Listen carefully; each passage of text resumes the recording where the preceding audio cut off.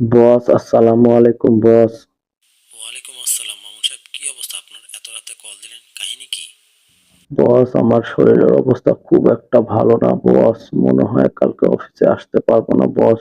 শরীরের অবস্থা খুবই খারাপ বস। অফিসে তো ভালোই ছিলেন, হাসিখুশি ছিলেন। কি হলো আবার আপনার, শুনি। বস, বাসায় আসার পর থেকে আমার প্রচন্ড পেটে ব্যথা বস। তার উপর 4-5 বার বাথরুমে গেছি বস।